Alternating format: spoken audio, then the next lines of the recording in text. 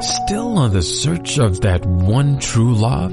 On the limbo in this crazy world of dating, marriage, relationships? Well, listen to the Golden State Media Concepts Relationship Podcast, your one-stop podcast for everything about relationships.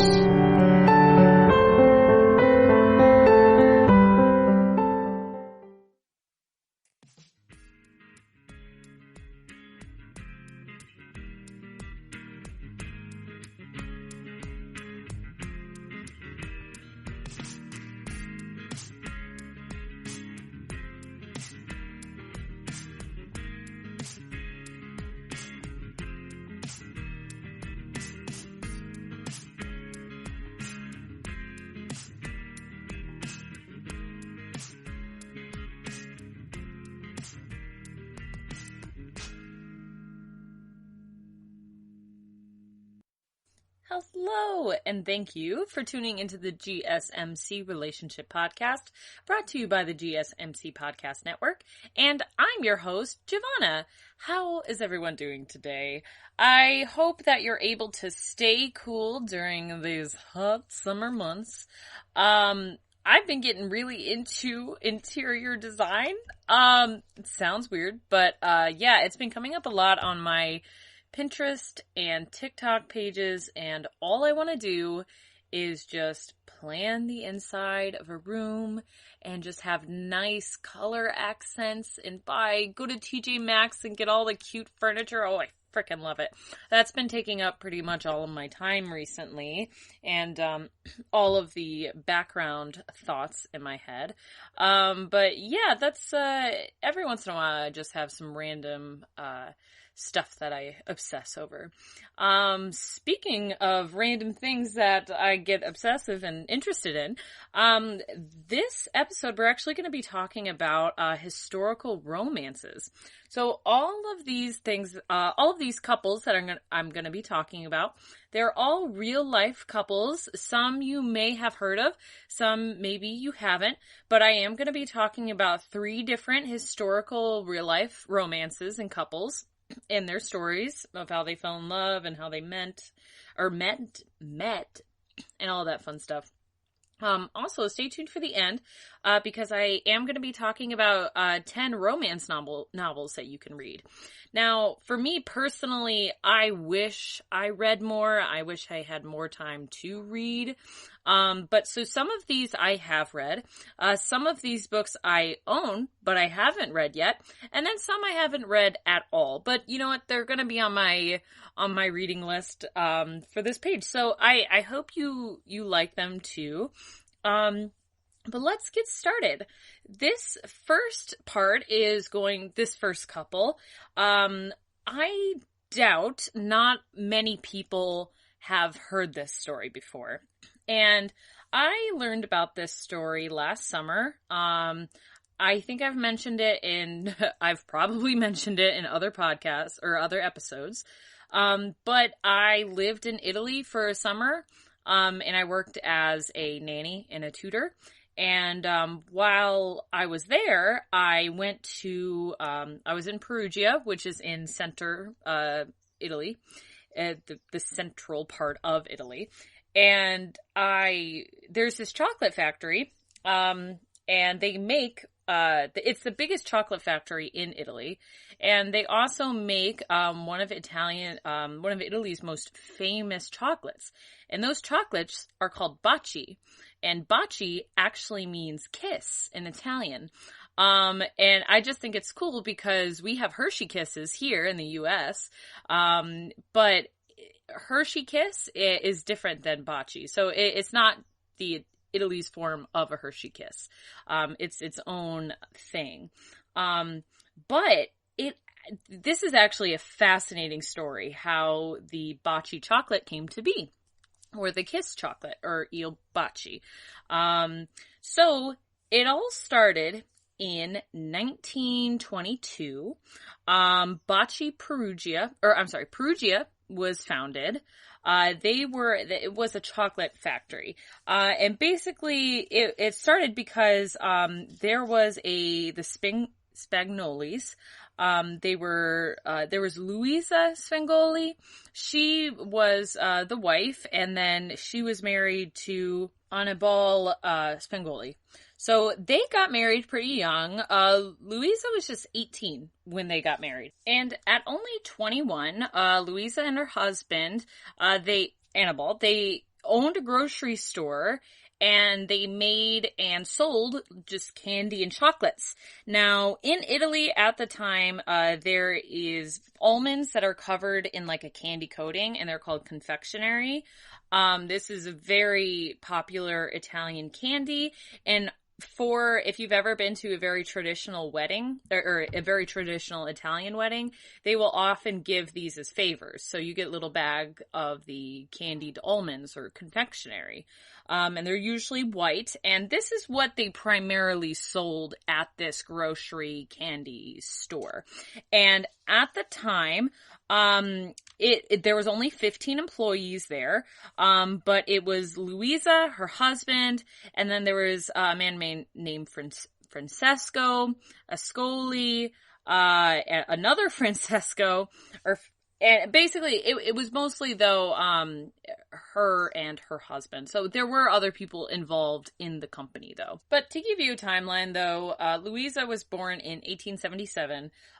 So this is the company was founded in 1922. Perugia was, but before that it was just the grocery store.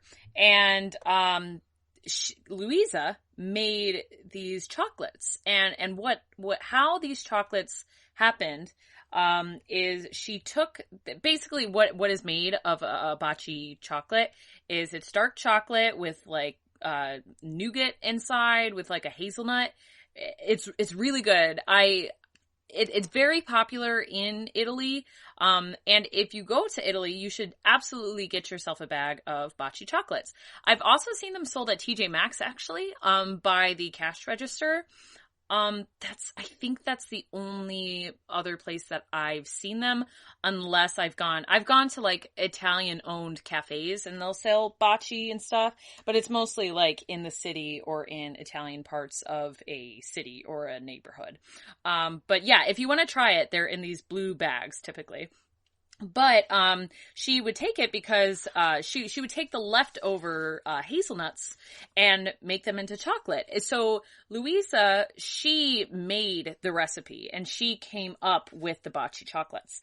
But during World War I, they kind of fell into some hard times, and the company wasn't doing that great. So they called in this guy. His name was Giovanni Buitoni, and he was this young guy. He just got out of school, of law school in Germany. He was this handsome dude, and he's only 18 years old. But, you can already, like, everyone already knows that he is manager material. Like, he knows his stuff. He's really smart, and he's really into marketing, and he's really good at marketing. Now, at the time, Luisa was making her baci chocolates, but she actually calls them cazzotto, which means punch in Italian because it looked like a fist. So, and if you see it too, it's kind of funny shaped and it has like a little mound at the top. So I mean, I can see where she got the name from. But Giovanni saw, like, he immediately said, like, oh, these chocolates are great. Like, they're perfect. Like, you could make so much money off of them. But you need to change the name because no one is going to want to go into a chocolate shop and say, can I have a punch, please? Try to think of something more romantic. I know. Baci. Il baci. It's going to be the kiss. And so they called it. Now, Luisa, who is still married, she falls in love with Giovanni and he to her. And they start this love affair. And Luisa is still married, and Luisa's husband owns the company. So, like, they're partners. Her husband is partner with this Giovanni guy, and they have fallen in love with each other, and they work together. So how do they express their love to each other secretly? Well, what Luisa starts doing is she starts writing tiny love notes in, like, little notes, and she wraps the notes she uses the note paper to wrap the chocolates in, and she would give them to Giovanni to inspect the chocolate to make sure the chocolates were good. And so inside he would open the chocolates and there are little love notes inside. And to this day, when you get Baci chocolates, you open the foil, it's like silver and blue foil, and you open it inside, and there's these little love notes. And don't worry if you can't read Italian, it's translated into 6 different languages now, including English. So you open it, and there's this little love letter, like a little love quote inside. And all of this started because in the 20s, there were like these star-crossed lovers that fell in love. And keep in mind, Luisa was actually 14 years older than Giovanni. So he was 18 and I think she was like in her 30s, her early 30s.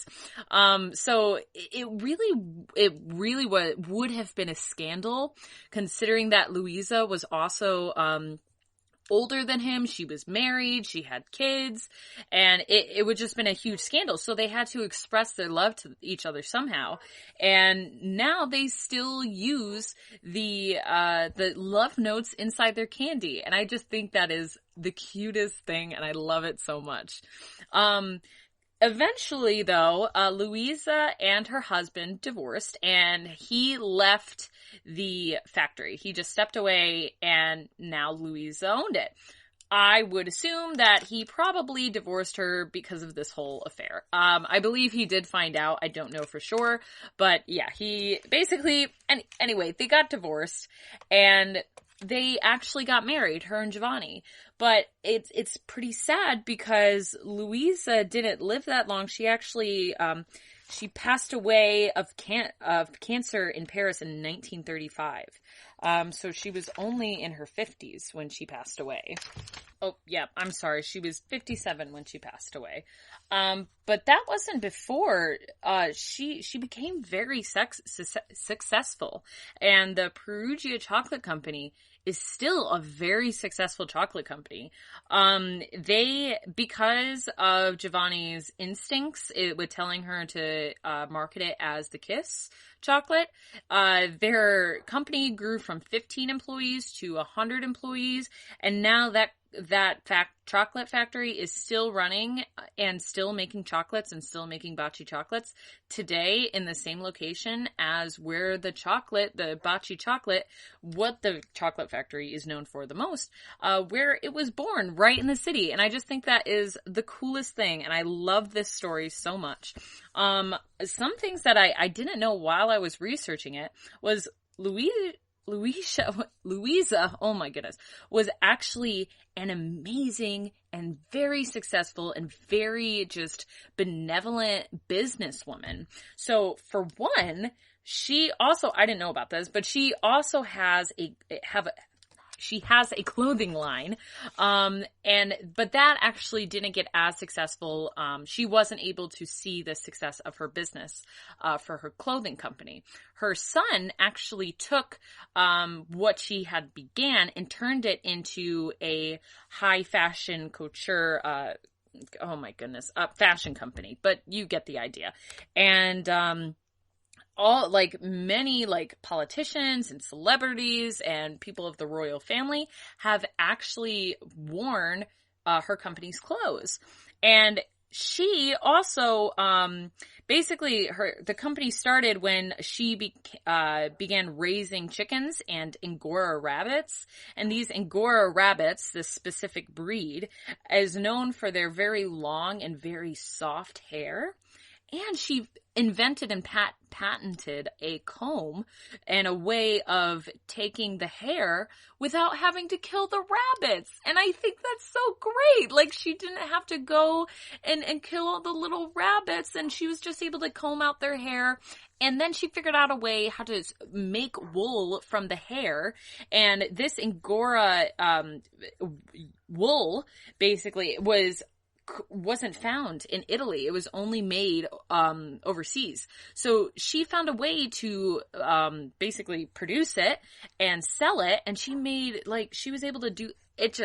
It's amazing. And also she took very, very good care of her employees. Now, her employees, she made like a little town, and they all lived there together. There was a daycare for the parents. If they had kids, they could bring their kids to work with them, and the daycare was right there. Every Christmas, they got wool gifts, and they also were given housing during the World War, because at the time, all the men were in the war, and so the women were in factories, and so she was very adamant about making sure she was taking care of the women who worked for her, and making sure they had affordable housing, making sure that they had a community, like in this town that you can actually still see. It's the Angora City, a community of workers living together. They had a communal pool, a nursery, and there was a playground. But it was there. I'm sorry. A park and a playground were built in 1963 for employee children called Città della Domenica, which you can still visit. And basically it features a Pinocchio village.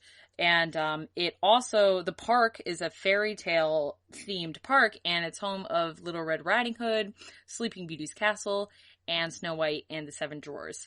And in recent years, the park focuses on animal conservationism and nature studies, which is, I think she would have loved that, because she made sure that the little rabbits didn't get killed every time she made like a dress or a sweater or everything. She was just a really, really amazing lady. And yeah, there is the adultery, but it's the Italians. Of course, there's going to be some adultery every once in a while, but also I just think their love story is amazing. And unfortunately, she died so young. And honestly, this lady was a feminist icon. Like,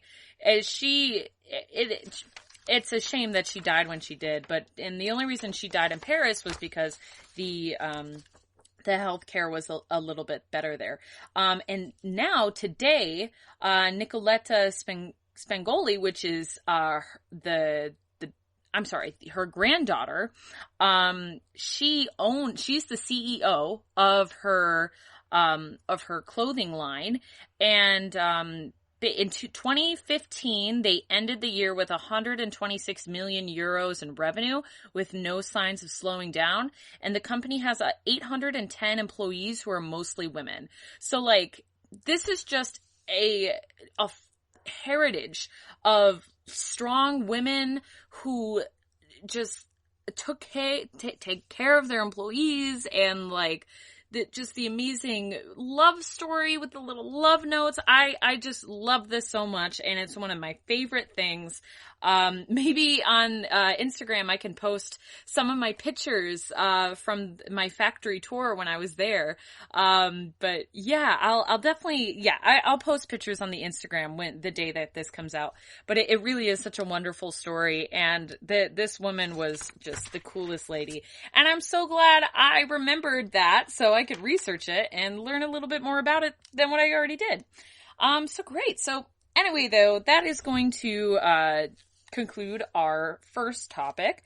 But in the next segment, we're going to talk about Virginia Woolf and her lover. Virginia Woolf is a playwright, but we'll get into that later. First, though, we're going to pause for a quick commercial break.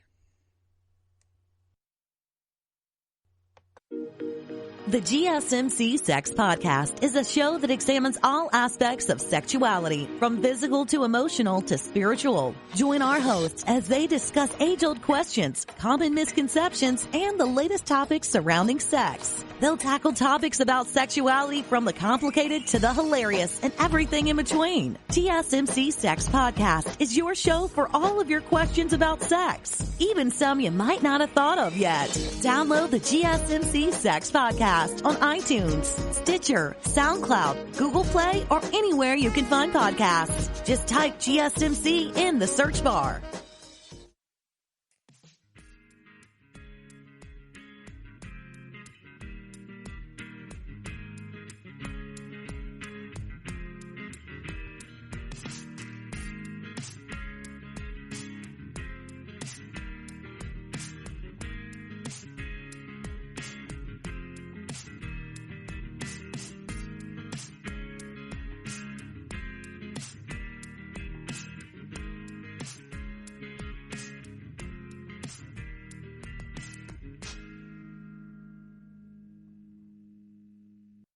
All right, and welcome back. So in this segment, we are going to talk about Virginia Woolf. Virginia Woolf was born in London in 1892, and her Christian name, I guess you'd say, is Adeline Virginia Stephen, or Gina, and that was like her nickname. But growing up, her brothers got a school education, as in 1882, that's what was meant to happen. But her sisters and her, they were, taught it at home, but they learned about literature and art, and they grew up to be very, great artists and things like that. Her sister Vanessa was an artist when she grew up, and her two other sisters became, as did Virginia Woolf, a part of an influential intellectual circle known as the Bloomsbury Group. And the Bloomsbury Group was a collective of radical artists, writers, and thinkers during the early 20th century. So Virginia Woolf did marry a man. So in 1912, she married Leonard Woolf, and he was also a writer, and he was a politically active, left-leaning writer. He was actually a university friends of his brother, of Virginia's brother. But yeah, that's how they met, was through her brother. So at the time, Virginia Woolf was, at the time, people didn't really like her writing. She was very much ahead of her time, because now, she's one of, a very acclaimed writer at the time people didn't really understand her writing because it was very modern, and she was definitely ahead of her time. And she also created, if you've ever been in a creative writing class, she kind of coined the style of stream of consciousness writing, and that is when you just dump everything onto a piece of paper and your pen never leaves the paper, and you're just writing and writing and writing and writing whatever comes to your head. And it's really helpful if you have like writer's block or something and you're just trying to think of an idea. But she actually created that. So that's kind of the background of Virginia Woolf. But her lover, Vita Sackville-West, she was actually 10 years younger than Virginia Woolf, and she grew up in an English aristocratic family. So she grew up with a family that was wealthy and had a lot of social status, or status. It was weird. But Sackville-West was always frustrated because she could never inherit her family's estate because of her gender, because at the time it was against English's aristocratic law. So because she was a woman, she couldn't inherit the estate. So she always kind of grew up as like a spicy feminist, is what I like to say. Which I don't blame her, because I would also be very angry if I couldn't inherit my family's, or especially my wealthy family estate. But anyway, in 1913, Vita married Harold Nicholson, who was a diplomat. And Harold Nicholson also had extramarital affairs outside of the relationship that was the same sex. So he was gay and she was lesbian, which at the time was really common because homosexuality was still considered illegal in England. Although it wasn't necessarily there wasn't a law against it for women, but there was being gay as a man with a man was considered illegal in England at the time, and they were going to pass a law for women too, but they were afraid that passing a law would cause women to want to have homosexual attractions or homosexual experiences, so they decided against it, which made me chuckle reading that. Like, oh my goodness. It's the same idea today about not teaching sex ed in school, but that's, a podcast for a different day. But anyway, Vita actually caused a a huge scandal in 1917 because she eloped with her lover, whose name was Violet Trefusis, to Europe, and the pair spent 2 years on and off running away together, and eventually they were brought back by very angry family members.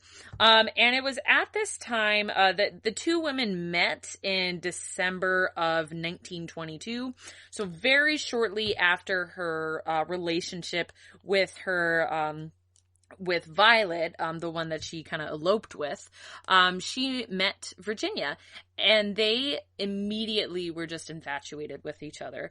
They ended up meeting at a costume party, but they wanted to keep in touch and they wanted to always talk and meet. So they started planning a dinner party so they could speak with each other, and they were immediately just fell in love with each other. And I think my favorite part about this story was their husbands were just okay with it. And it was almost like, you can listen to my episode on polyamory.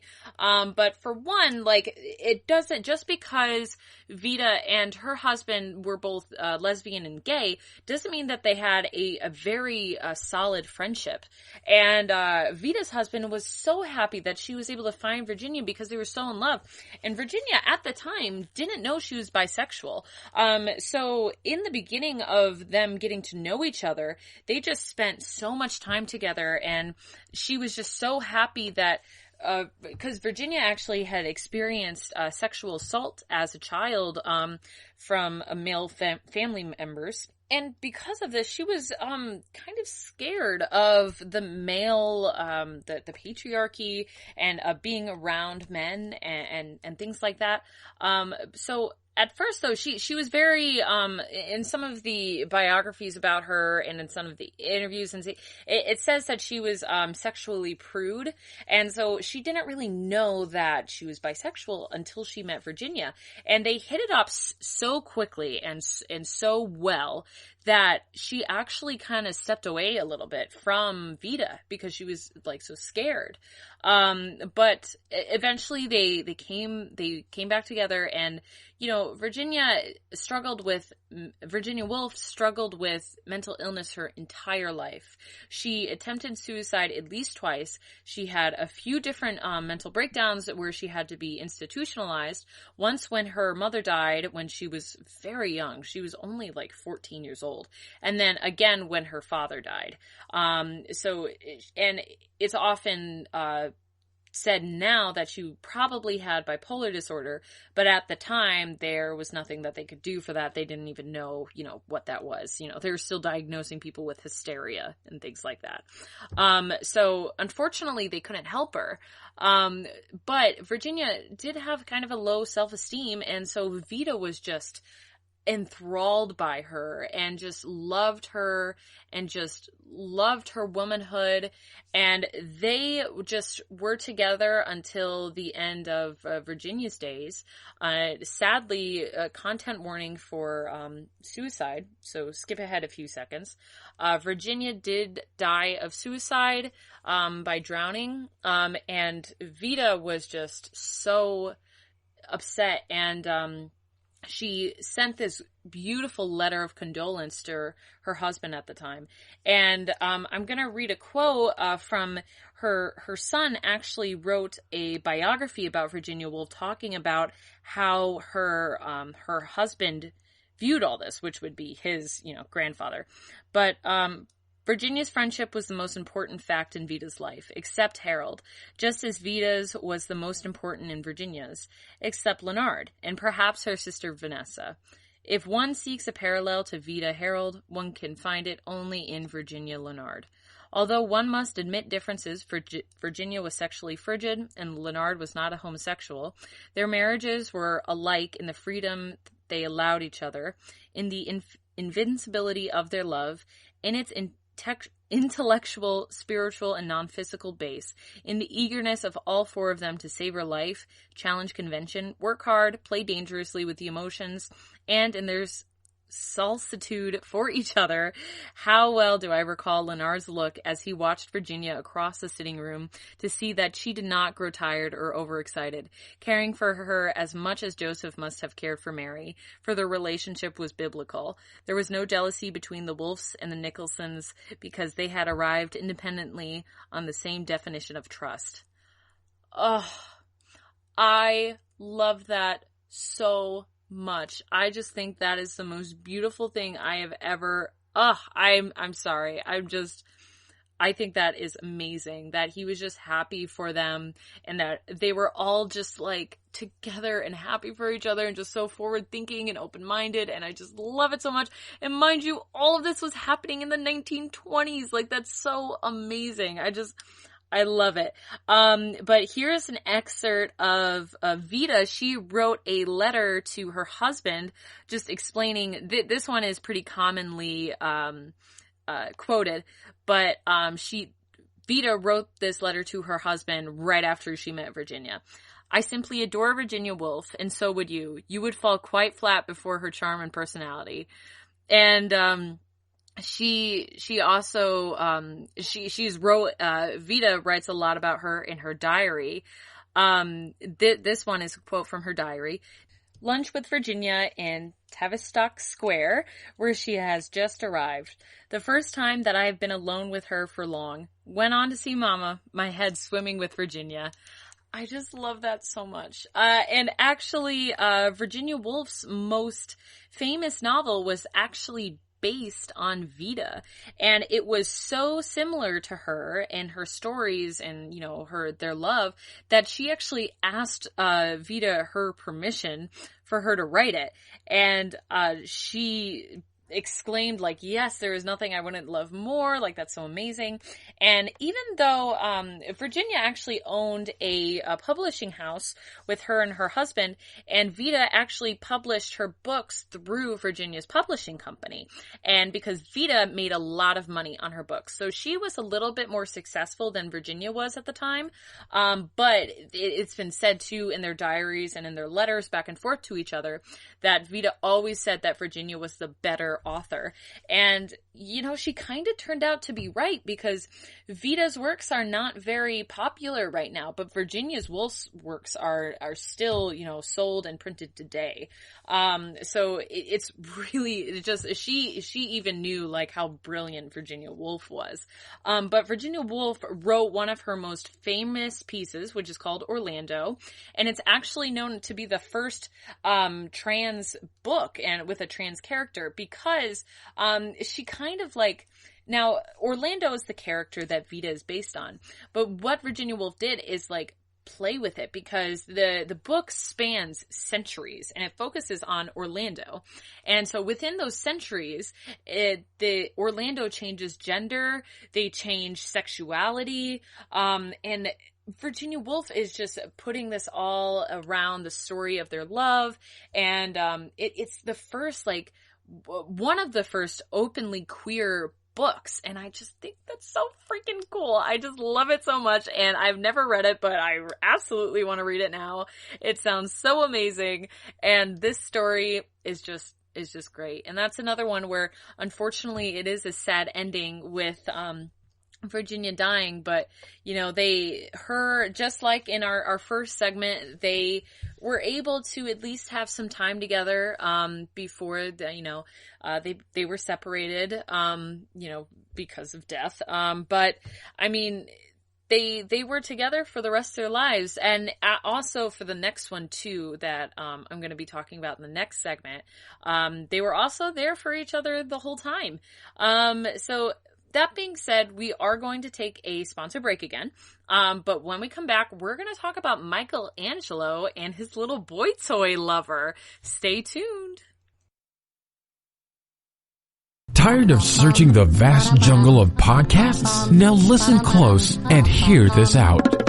There's a podcast network that covers just about everything that you've been searching. Hey! The Golden State Media Concepts Podcast Network is here. Nothing less than a podcast bliss with endless hours of podcast coverage. From news, sports, music, fashion, cooking, entertainment, fantasy, football, and so much more. So stop lurking around and go straight out to the Golden State Media Concepts Podcast Network. Guaranteed to fill that podcast itch. Whatever it may be. Visit us at www.gsmcpodcast.com. Follow us on Facebook and Twitter, and download us on iTunes, SoundCloud, and Google Play.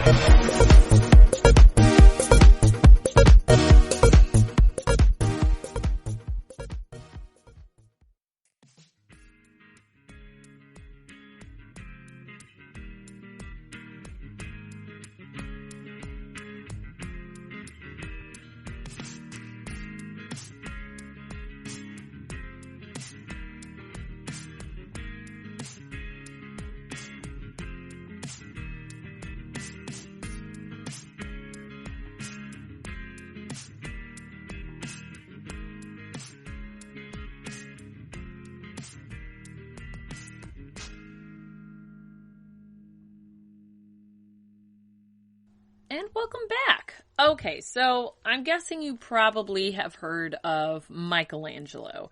You know the guy, the Italian painter and sculptor, and he was, there's a Teenage Ninja Turtle named after him. You've heard of him.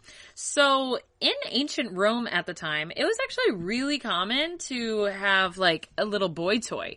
So a lot of, famous, Romans would have a boy lover. And that was exactly the case. So I'm going to get into the history of his lover. So this guy's name was Tommaso di Cavalieri. Oh my goodness. But he was born sometimes between the years of 1512 and 1519. They don't know exactly what year he was born, but basically he was born into a noble family, and he was a nobleman in ancient Rome. In 1524, his father died, and in 1532, he meets Michelangelo. So at this point, he actually meets Michelangelo. It's estimated that Tommaso was 23 and Michelangelo was 57. There are some numbers too that might guess that Tommaso was only 17. But that's because that we don't really know what year he was born. But either way, Michelangelo was like 3 times his senior. So it's funny because I found a pattern with this podcast and doing the research is that everyone seems to be, there's quite a few age gaps, because Giovanni and Luisa, there was a 14-year age gap. With Virginia, Woolf and Vita, I believe there was a 10-year age gap. And then with this one, oh my gosh, they're quite a bit apart, 20, even at 23 and 57. That's quite a bit. Michelangelo could have been his grandpa. But, it's ancient Rome. Times were a little bit different. So anyway, in 1536, Tommaso's brother dies, and so he becomes the man of the house. And in 1539, because he is from a noble family, he actually becomes the Caparoni. I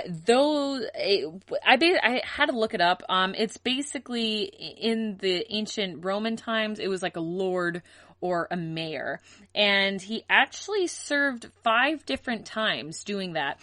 So he wasn't in like public office a lot, but he was definitely around. And then in 1544, he married Lavina della Valle. And then they had 2 sons, one in 1548 and one in 1552. Unfortunately, his marriage only lasted 9 years because in 1553, Lavania died. I don't really know, what happened with his sons, because, the second son, he was only born a year before his mom passed away. But anyway, to talk about the connection between Michelangelo and Tommaso, Tommaso oversaw the construction of Michelangelo's design for the construction of the Comte di Laio. My bad. But that is actually still standing, and it's on one of the 7 hills of Rome. And Tommaso was, in public office at that point. So it's still mentioned that he foresaw Michelangelo's design and his artistic vision. And also, twice Tommaso was the conservator, which is the highest ranking office a Roman citizen could occupy. So he definitely was a pretty big name in public office, but he didn't do it a lot of years, but, he was definitely a lord, and people knew who he was. There are no existing pictures or sculptures of Tommaso, so we don't know for sure what he looks like, but on all accounts, they basically say, how handsome he was, and that Michelangelo really liked his boyish handsomeness, I guess. He was really into it, and, he kind of always had a crush on him.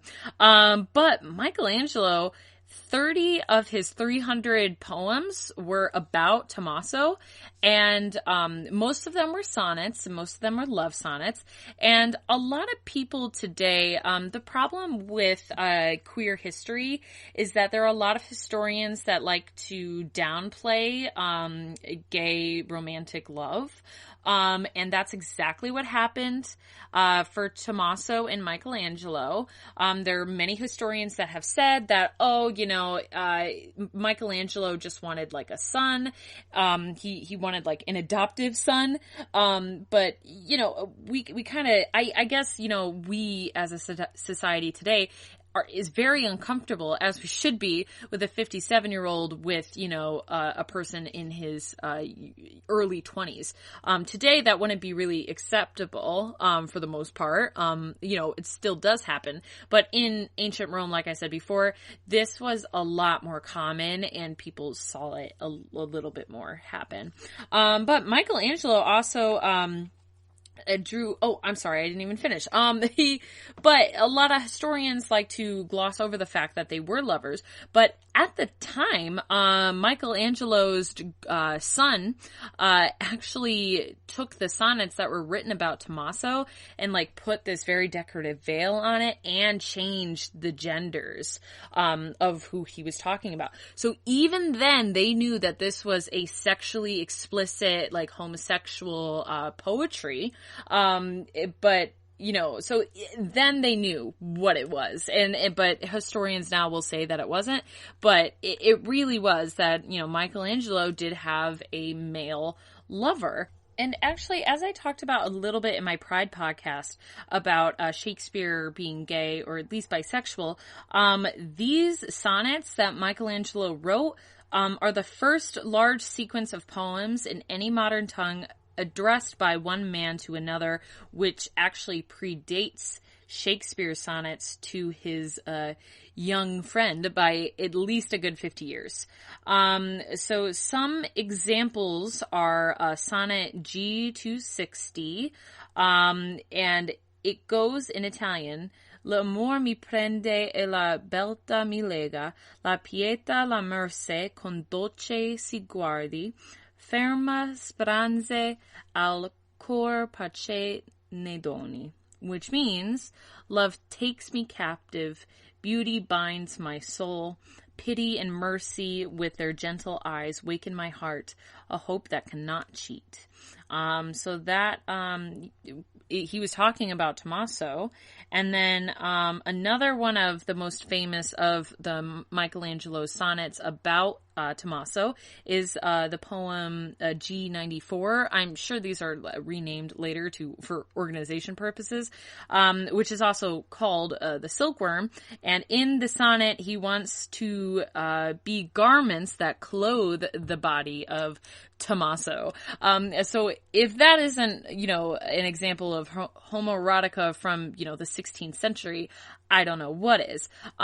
Also, Michelangelo sent Tommaso 4 drawings that include the rape of Ganymede, punishment of Titus, fall of Phaedon, and the dream. So I'm so sorry if I'm just butchering all of these pronunciations, but you get the idea. Michelangelo was just infatuated with Tommaso, and he was just a big fan. And Tommaso was actually present at Michelangelo's death.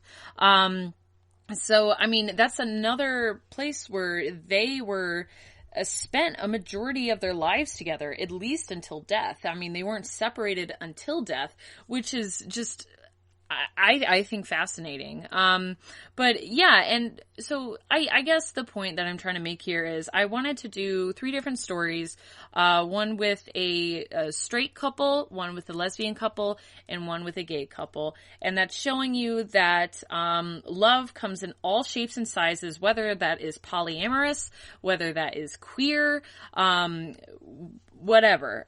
But love is love, and it has always been here, and it always will be here.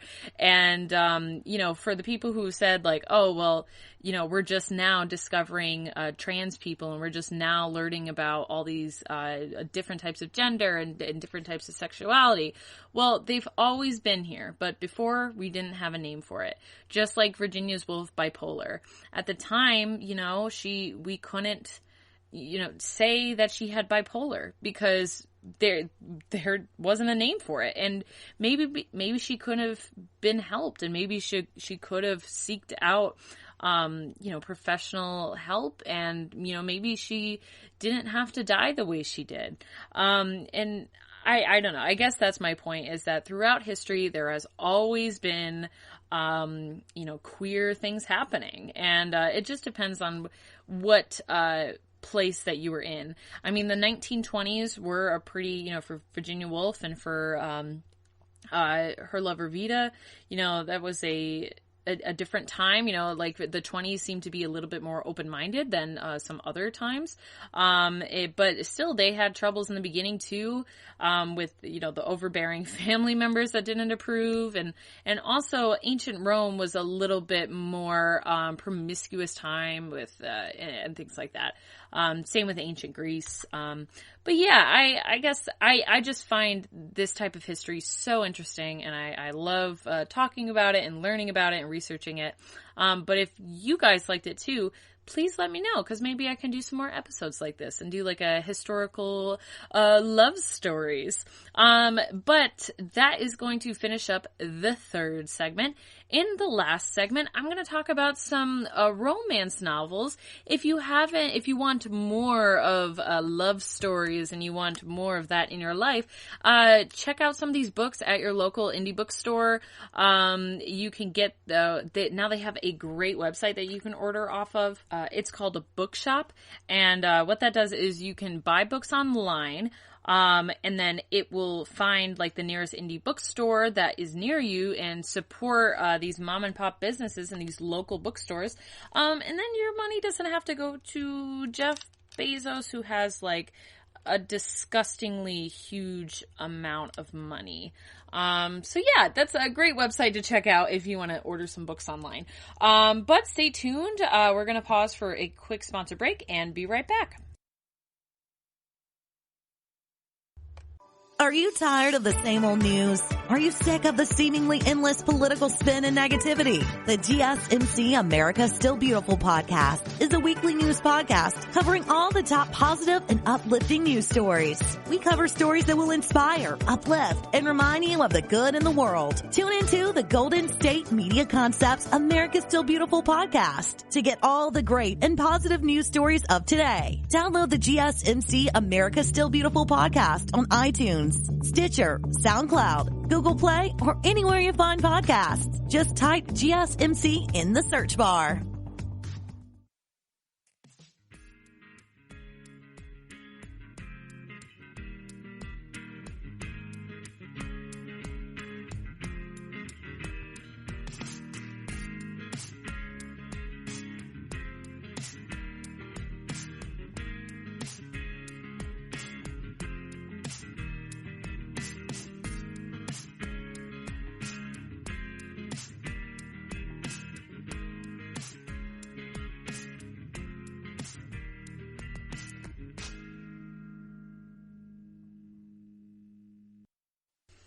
And welcome back. So, you want to read some books, do ya? And you like romance.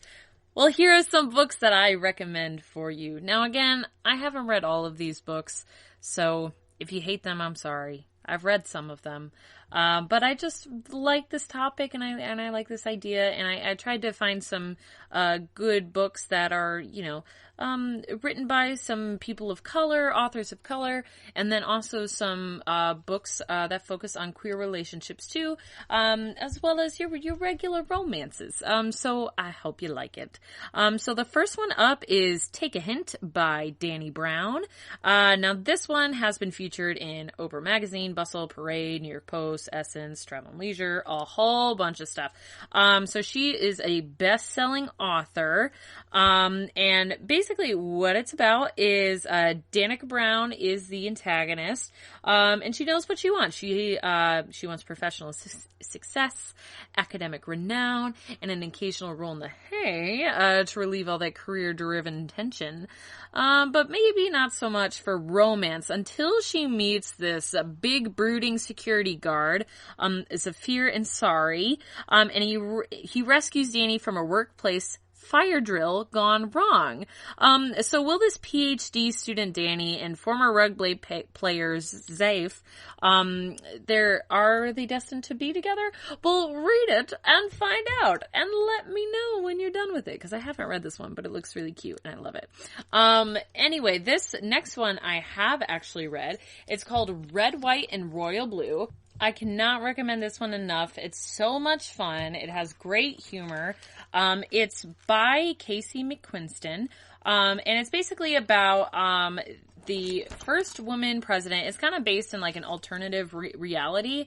If, a woman president was elected in, 2016, after Obama. So he is, and she's the first female president, and so it focuses around the main character Alex, and he's the son of the first lady president. He's 21, and he falls in love with the Prince of England, and he's gay, and he's bisexual and the Prince of England is gay, and they fall in love, and it's the cutest freaking book ever. I love it so much, especially if you're kind of a politics junkie like I am.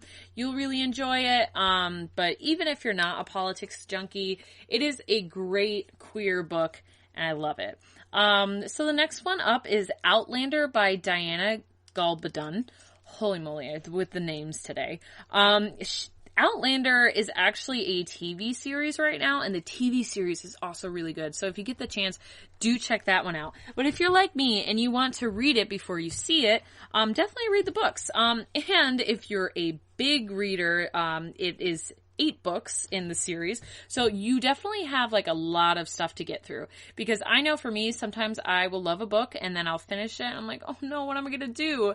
But at least this one, there's 8 other books. So you have a lot to dive into. But it's a little bit more sci-fi romance too, which is really fun. And basically what it's about, if you don't know from the TV series and all that fun stuff, is, the protagonist Claire mistakenly time travels to 1740s Scotland and falls in love with this like Scottish dude, and it's really sexy and it's really hot, and the show is great too, and the books are great. So just like check it out. It's definitely more sci-fi romance, but very, very cool nonetheless. The next one is going to be Crazy Rich Asians by Kevin Kwan. Now, this one you might know from the movies as well, but basically it follows this woman who is married to this guy, but, she doesn't really understand how famous and rich he is back home in China. And so they live in New York together, but, he takes her back home to meet the family, and craziness ensues. The movie was also very good, and I believe there are 3 books in this series. So that's another one that if you really like the first one, you can dive into the other 2 as well. Okay, so moving on to the next one is going to be One Day in December by Josie Silver.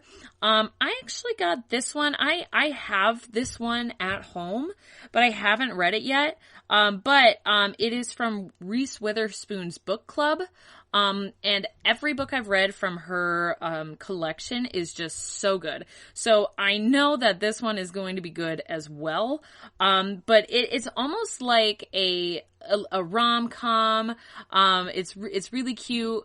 It basically, the lead character doesn't believe in love in first sight or anything like that, but she sees this stranger on a bus in December, hence the name. And she just falls in love with him, and their eyes meet, and they have the fireworks, and but then the bus driver drives away. He's outside of the bus.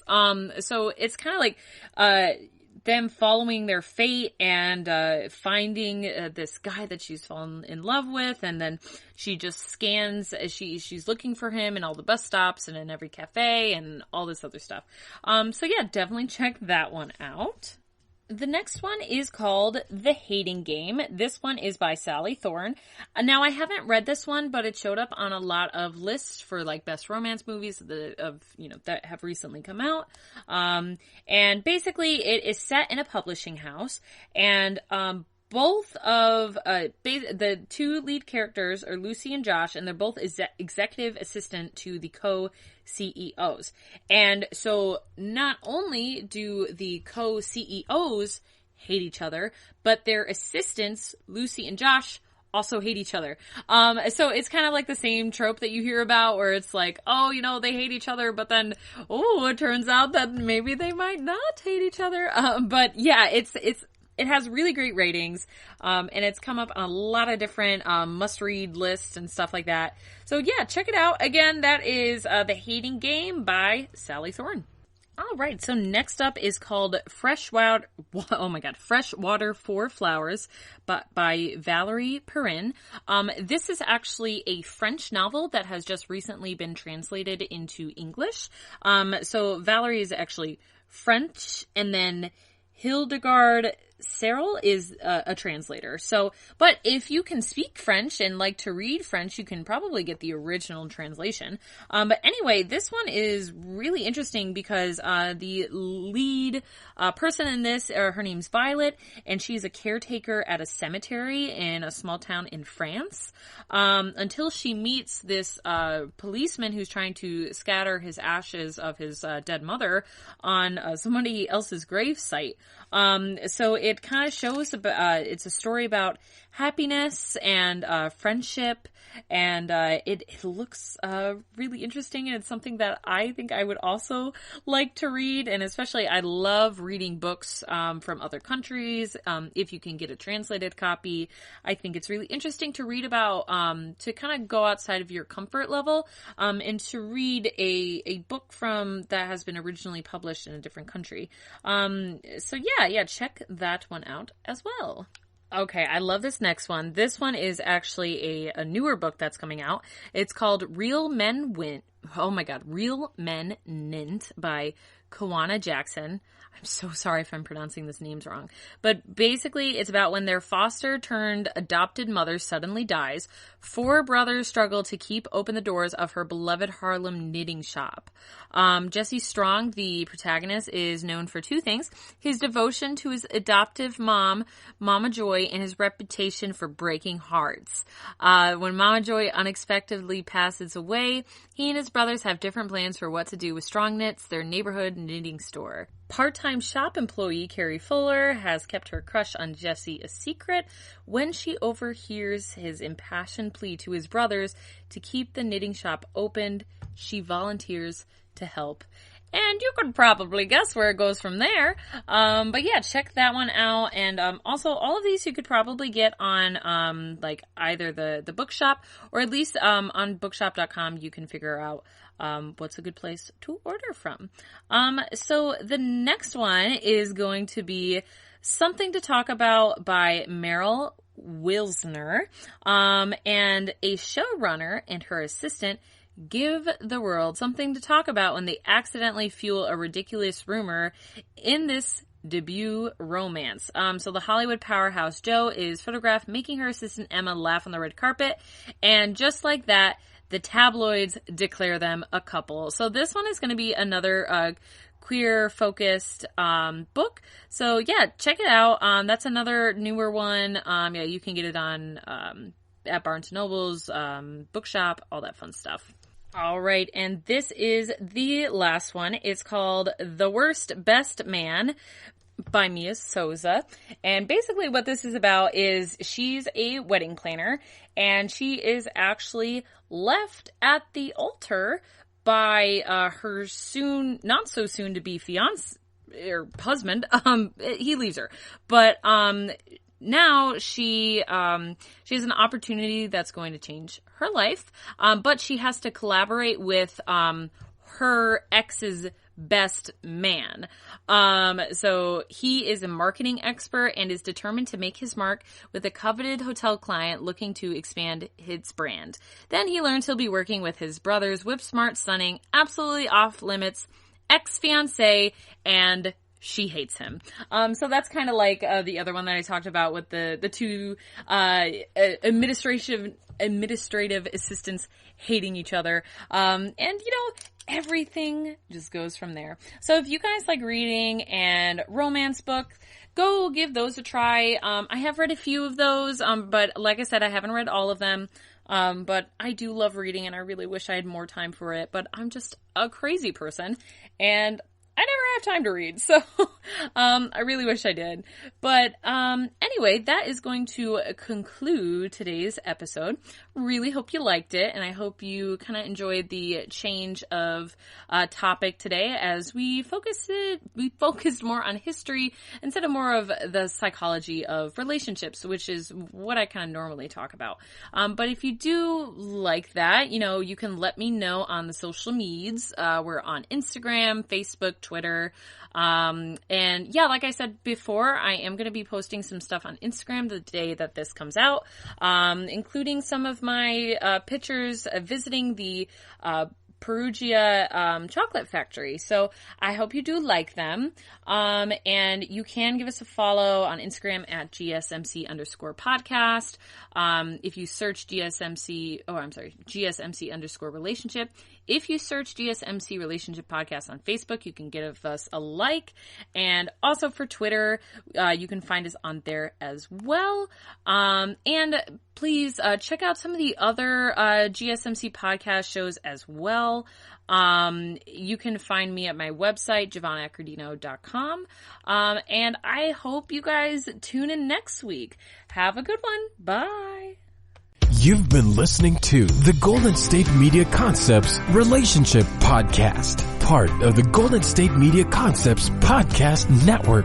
You can find this show and others like it at www.gsmcpodcast.com. Download our podcast on iTunes, Stitcher, SoundCloud, and Google Play. Just type in GSMC to find all the shows from the Golden State Media Concepts Podcast Network, from movies to music, from sports to entertainment, and even weird news. You can also follow us on Twitter and on Facebook. Thank you, and we hope you have enjoyed today's program.